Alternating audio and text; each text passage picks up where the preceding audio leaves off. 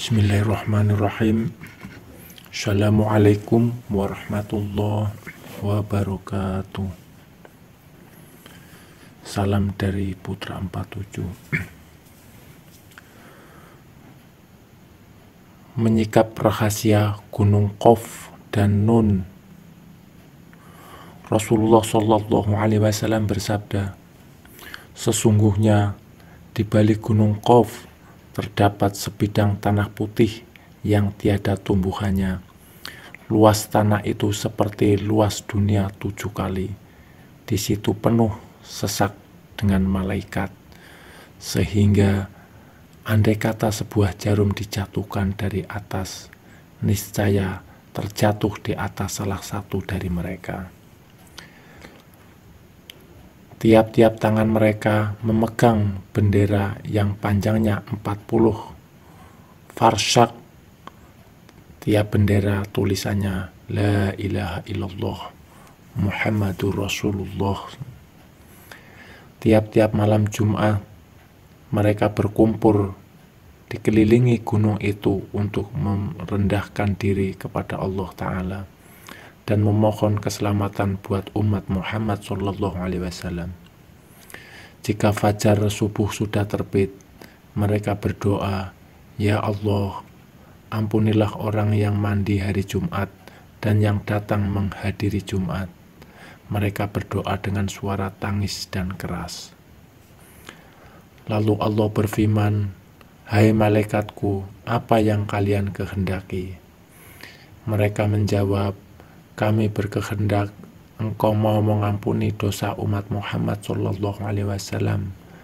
Aku telah mengampuni mereka, jawab Allah Ta'ala. Bukit Qaf yang diciptakan oleh Allah Ta'ala dari jamrud yang hijau sehingga warnanya berpengaruh terhadap warna biru langit dunia yang sering dan selalu kita saksikan. Adalah bukit yang melilingi ke segenap penjuru pada urat bumi agar bumi tidak bergerak, bergoncang dan ia dijaga oleh satu malaikat yang besar, kekar dan kuat. Pada suatu hari, Sayyidina Iskandar Zulkarnain naik ke atas bukit Qaf dan bertanya, Hai Jabal Qaf, di bawahmu ada sejumlah bukit-bukit kecil.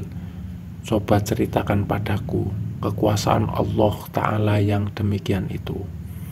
Jawab bukit Qaf, di balik saya ada bumi yang berjarak 500 tahun perjalanan, ditambah oleh Allah Ta'ala yang memiliki kekuasaan yang sangat besar, yakni 500 buah bukit yang dijadikan dari air yang dibekukan, bukan es ataupun salju.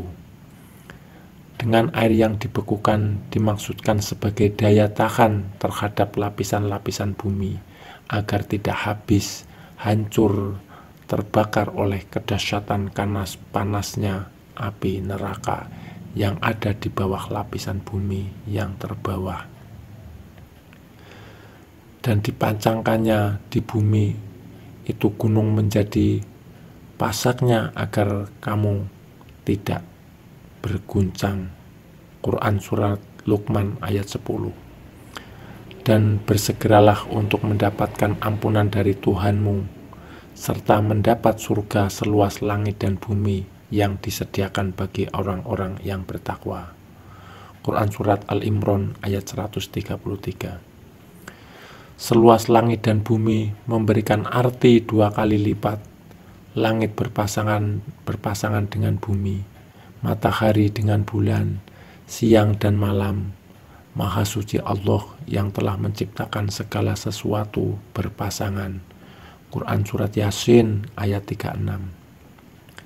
Kita dipastikan mengerti maksud berpasangan itu bagaimana.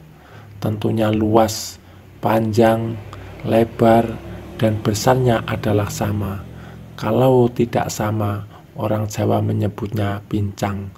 Sesungguhnya Allah telah menciptakan 7 langit dan bumi seperti itu sama. Sewaktu Sayyidina Abdullah bin Salam bertanya kepada Nabi Shallallahu Alaihi Wasallam, dengan apa bumi ini bisa tenang? Jawab Nabi Shallallahu Alaihi Wasallam, dengan beberapa gunung. Pertanyaan berikutnya, dengan apa gunung-gunung itu dikokohkan? Jawab Nabi, dengan gunung Qaf yang dibuat dari jamrud hijau dan birunya langit. Setelah itu ditanya lagi, berapa jarak tingginya dari bumi ke langit dunia? Jawab Nabi Shallallahu Alaihi Wasallam, 500 tahun perjalanan. Pertanyaan selanjutnya, tentang jarak antara perjalanan kiri dan kanannya, utara selatan, dari titik tengah. Jawab Nabi, 200 tahun perjalanan. Dan ketika ditanya tentang penghuni bumi yang berlapis 7 itu, Nabi Shallallahu Alaihi Wasallam menyebutkan, penghuni lapis ke-7 adalah para malaikat, penghuni lapis ke-6 adalah iblis beserta bala tentaranya, penghuni lapis ke-5 adalah setan, penghuni lapis ke-4 adalah ular, penghuni lapis ke-3 adalah kalajengking, penghuni lapis kedua adalah jin dan penghuninya. Lapis pertama adalah manusia. Allah berfirman, dan di bumi terdapat bagian-bagian yang mendampingi. Berkaitan dengan ayat ini, Nabi Shallallahu Alaihi Wasallam selanjutnya menerangkan bahwa di belakang gunung Qaf ada 70 bumi dari misik atau kasturi, ditambah 70 bumi dari emas, ditambah 70 bumi dari besi, ditambah 70 bumi dari anbar, dan ditambah 70 bumi dari kapur. Di belakang ini semua terdapat alam malaikat. Tidak ada satu manusia pun yang mengetahui jumlah para malaikat kecuali Allah Ta'ala, dan mereka bertasbih dengan kalimat La ilaha illallah Muhammadur Rasulullah. Dalam masalah bumi, Sayyidina Ibnu Abbas radhiyallahu anhu mengatakan bahwasanya tiap-tiap bumi sebagian daripadanya seperti bumi kita ini, dan di dalamnya terdapat alam seperti alam kita. Nabi Shallallahu Alaihi Wasallam bersabda, hai Aisyah, di alam yang tidak nampak ini terdapat hujan, mendung, matahari dan bulan.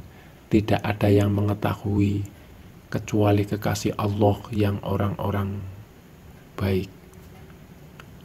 Permulaan alam keseluruhannya dinamakan alam kejadian atau alam makhluk, atau segala sesuatu yang Allah ciptakan dari yang sekecil-kecilnya hingga ke sebesar-besarnya.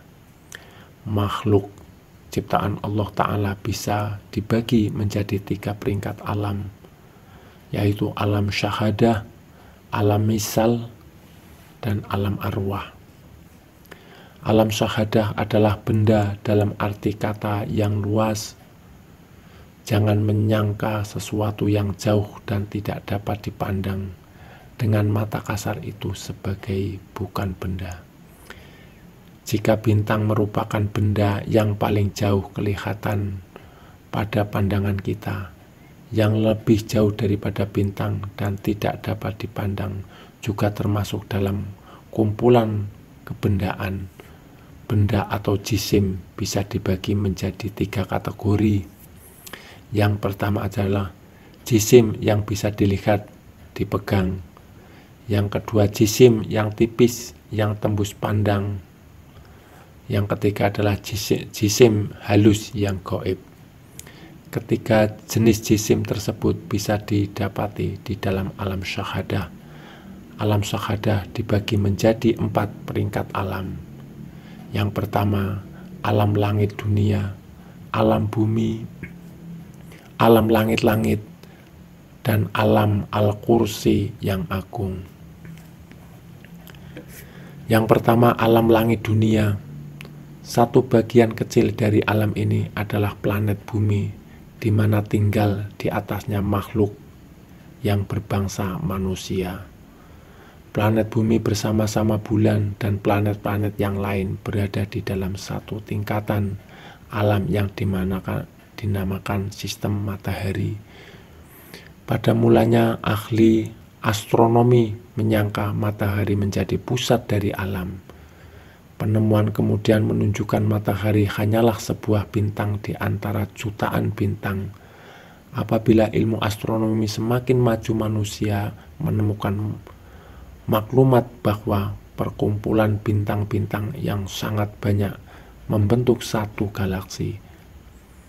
Ahli astronomi membuat perhitungan terdapat kira-kira ratusan ribu juta bintang dalam galaksi yang ada di planet bumi. Di samping galaksi yang terkandung planet bumi terdapat pula galaksi-galaksi lain. Bintang-bintang bagi setiap galaksi mengelilingi pusat sistem galaksi. Masing-masing ada ahli astronomi membuat perkiraan dan memperhitungkan terdapat kira-kira 10.000 juta galaksi jumlahnya.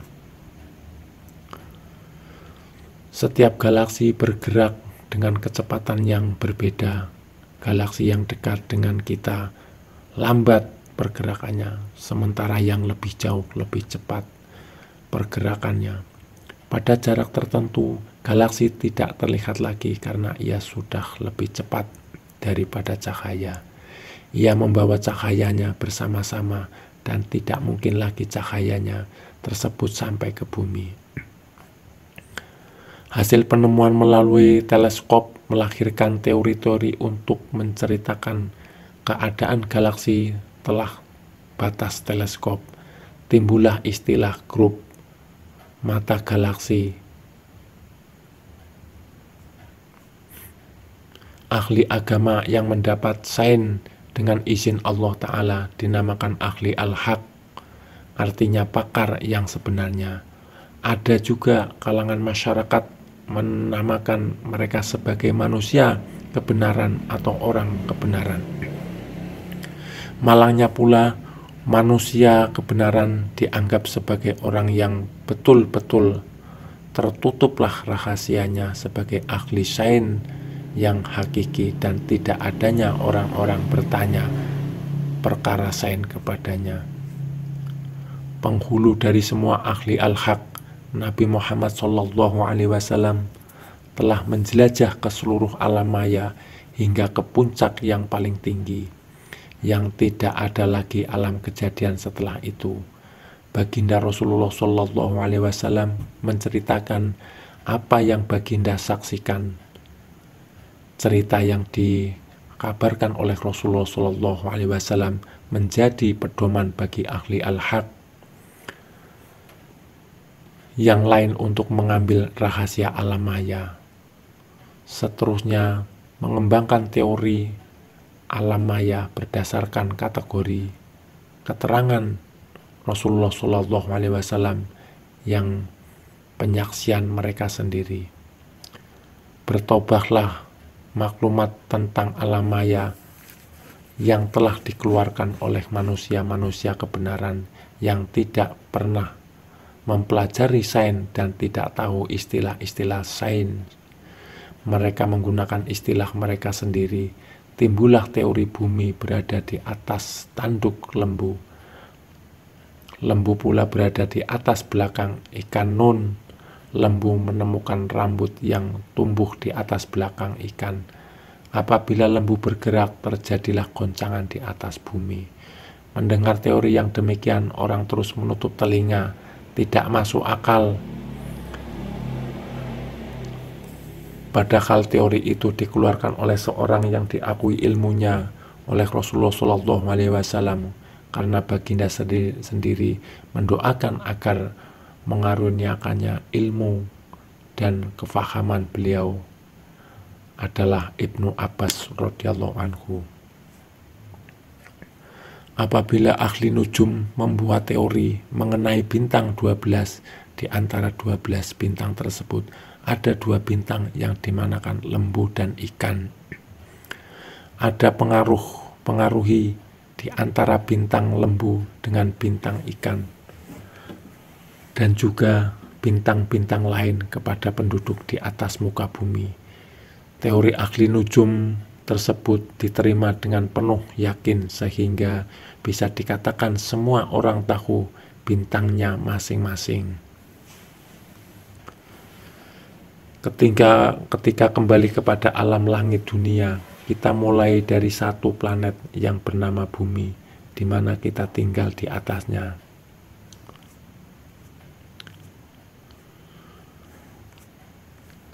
Alam bumi, langit dunia, yaitu langit pertama merupakan permulaan alam malaikat malakut, bahwa dinamakan juga alam barzah, tempat roh yang meninggalkan jasad berhenti sementara menunggu tiup sangkakala. Langit dunia dengan segala isinya menjadi satu alam kecil terapung di alam ruang angkasa. Alam langit kedua, begitulah keadaannya sehingga sampai ke alam langit ketujuh. Setelah langit ketujuh, terdapat satu tingkat alam gaib, bukan lagi alam syahadah. Alam gaib ini terdiri dari benda juga, cuma ia gaib dari panca indera. Bagaimana pertama daripada alam gaib ini dinamakan Sidratul Muntaha.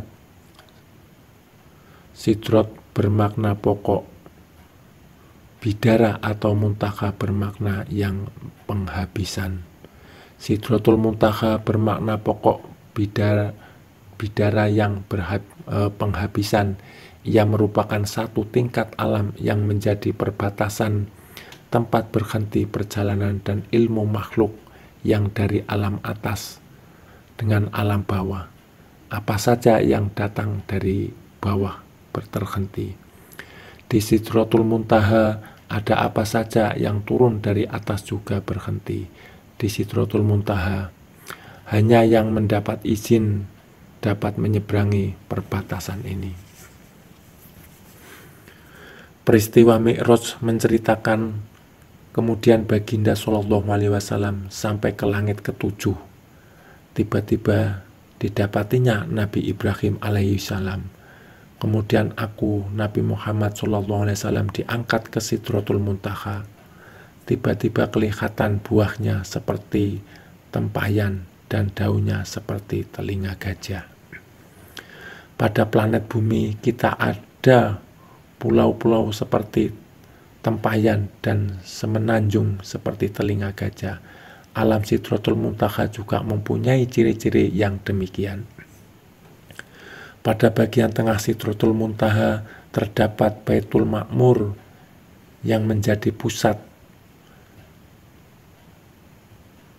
Alam bawah di bagian atas Sidratul Muntaha terdapat satu lagi bagian alam gaib yang dinamakan Al-Kursi, berbentuk 4 persegi. Seluruh alam maya yang dikatakan hingga kini berada di dalam ruang alam kursi yang gaib. Al-Kursi pula menjadi alam yang kecil di dalam ruang alam Arsy Ar-Rahman yang masih lagi dalam peringkat alam gaib.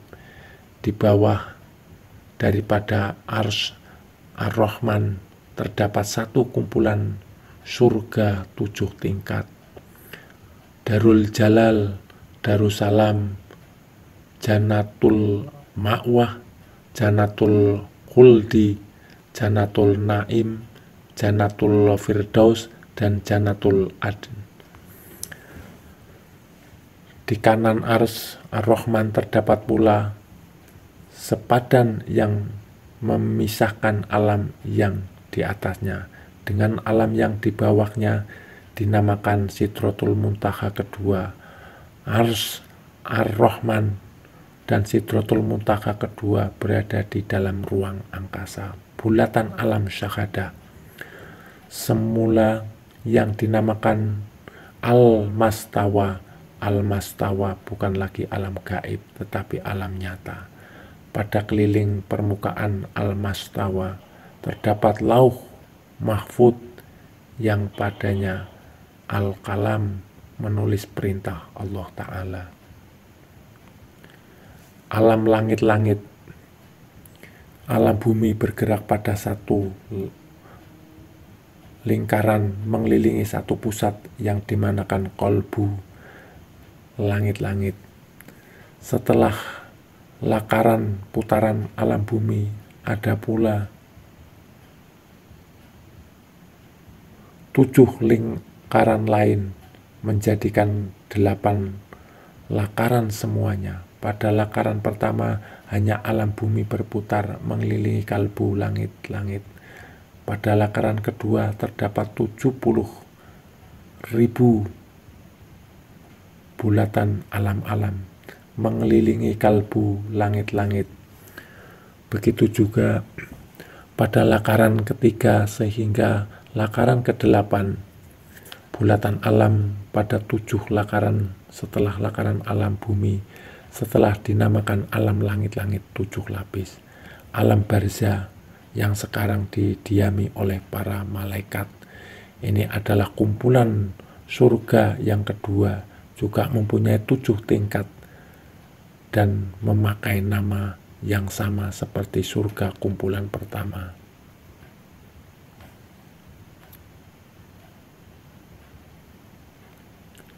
Alam arwah, peringkat terakhir alam misal ialah alam ars, alam karim, setelah bermula pula alam arwah, alam roh. Pada alam arwah terdapat juga alam-alam hijab, seluruh al-arsi, al-karim bersama-sama segala isi kandungannya berada di dalam bulatan sejenis alam hijab yang lebih gaib dan lebih indah. Ada beberapa peringkat alam hijab dalam alam arwah. Setiap peringkat ada 7.000 lapis hijab. Lapisan pertama dari alam hijab itu dinamakan hijab permata. Hadis mengenai Mi'raj menceritakan, hingga aku sampai pada hamparan emas, kemudian aku maju lagi bersama malaikat wakil hijab hamparan emas, terus ke hijab permata dan membentuk ngetuknya. Berkata malaikat di belakang hijab, siapa ini? Ia menjawab, Tuhan punya hijab hamparan emas, dan ini Muhammad Rasulullah Sallallahu Alaihi Wasallam Rabbul Izzati. Berkata malaikat itu, Allahu Akbar. Ia pun mengeluarkan tangannya dari bawah hijab dan meletakkan daku di hadapan. Begitulah keadaan dari satu hijab kepada hijab yang lain, hingga aku melampaui 70.000 hijab tebal, tiap-tiap hijab 500 tahun.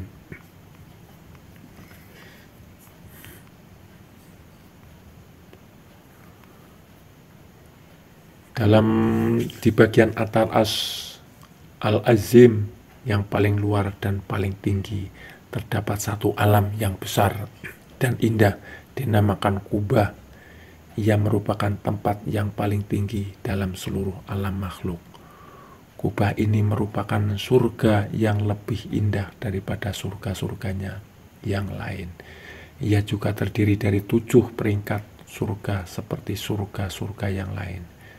Di dalam alam Kubah yang besar ini, pada bagian yang paling atas terdapat satu kubah yang lebih kecil yang terdiri dari permata putih, berupa seperti sebuah makhligai yang besar terapung di ruang angkasa. Kubah besar, kubah permata putih ini merupakan tempat terakhir perjalanan Mi'raj Rasulullah Sallallahu Alaihi Wasallam. Jisim dalam alam arwah bersifat latif atau halus, atau murni atau terlebih gaib. Insan yang tinggi makomnya di sisi Allah Ta'ala memasuki alam yang sangat gaib ini dan mendapat alam ini sama seperti alam syahadah juga. Berjisim dan berbentuk benda dalam berbagai keadaan yang bisa dirasakan dan dirasa. Jadi seluruh alam, yaitu alam syahadah, alam misal, dan alam arwah merupakan alam benda yang jika diizinkan bisa disaksikan, sama dengan panca indera ataupun dengan hati. Hati insan bersifat nurani, sama seperti sifat alam malaikat. Kekuatan pancaran nurnya bisa menembus 7 petala langit dan 7 petala bumi untuk menyaksikan dan memperoleh makrifat tentang alam makhluk atau alam kejadian. Orang yang dilapangkan dadanya oleh Allah Ta'ala untuk menerima Islam, lalu beroleh nur dari Tuhannya. Allah jualah nur bagi semua langit dan bumi.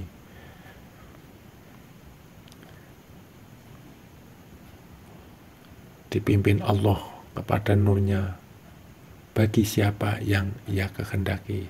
Surat An-Nur ayat 35. Sedikit uraian tentang Gunung Qaf dan Nun. Terima kasih sudah menyimak video ini.